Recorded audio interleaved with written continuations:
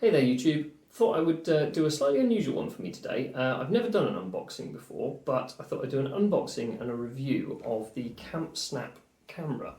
There's a few, I saw it advertised on social media and I went and watched a load of the reviews, and I think a lot of the reviewers have totally missed the point of this camera, which is why I wanted to do my own review.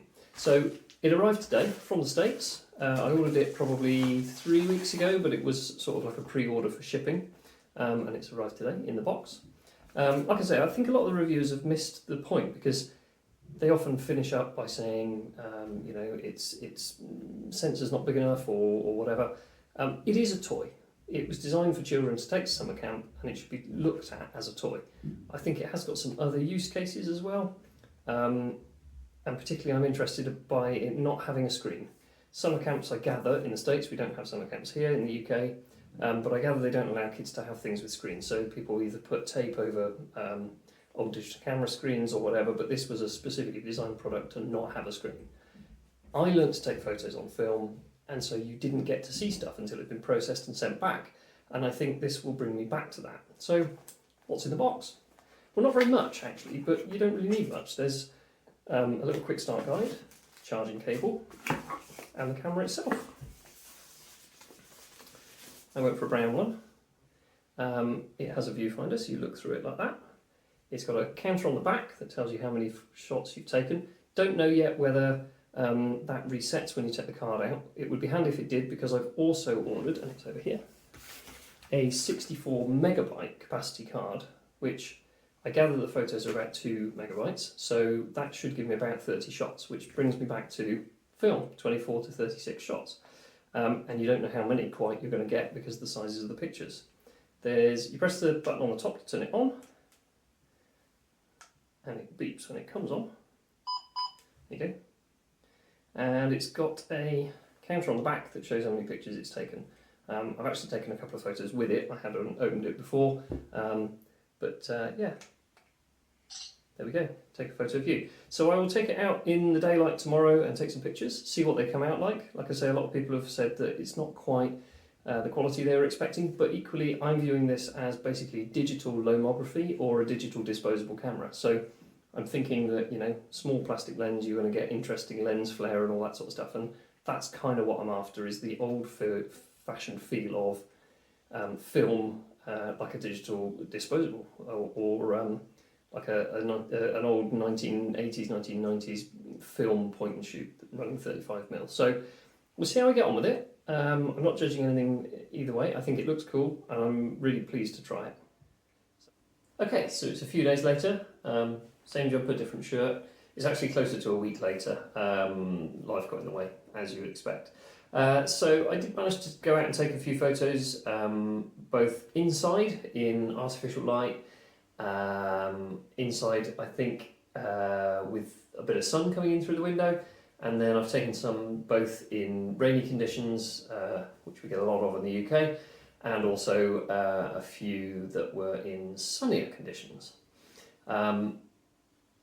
It's an interesting camera actually. It's got some interesting kind of quirks to how the quality of stuff is. So inside it tends to throw the ISO up quite high and you get very grainy images. Not necessarily a bad thing, but it's just a characteristic of the camera.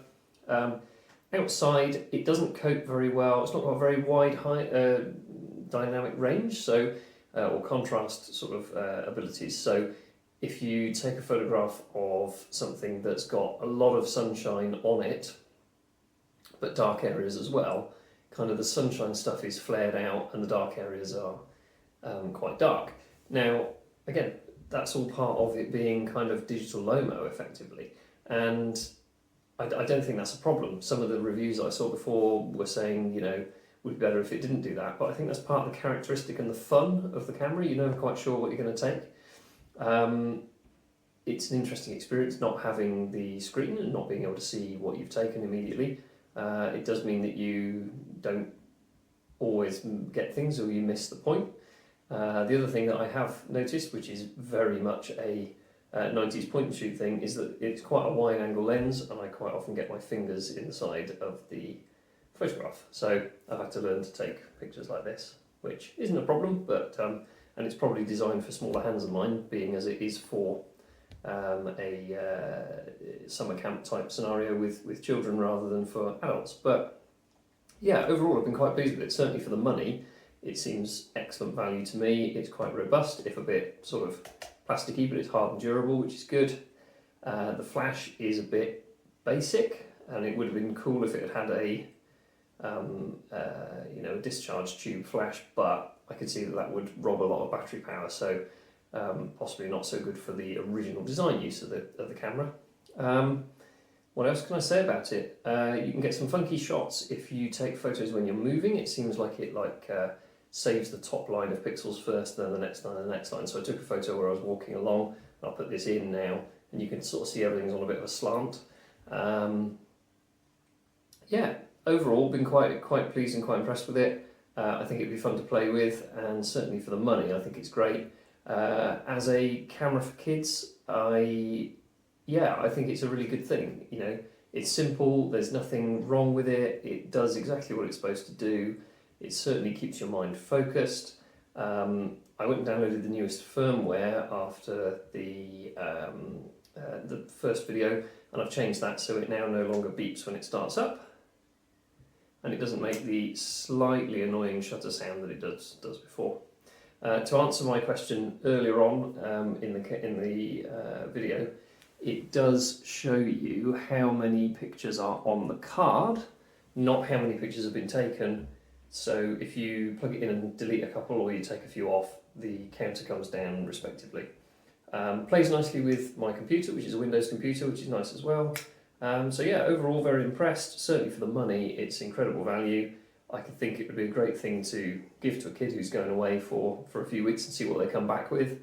And I'm going to take a few more photos sort of on a Lomo style thing, and I probably will pop it in my pocket if we go for a day out in the countryside. I think you'll get some really interesting shots, and it's very light and it's very robust. So yeah, very pleased with it, and I think it's a great fun bit of kit. So there we go. If you've got any questions, put them in the comments and I'll try my best to answer stuff. I might conceivably gently take it apart and do like a teardown video and see what's going on inside, but I don't want to ruin it, so I may not do that, but I'm quite good at taking things apart and putting them back together again. So yeah, let me know if there's any queries. Otherwise, good bit of kit.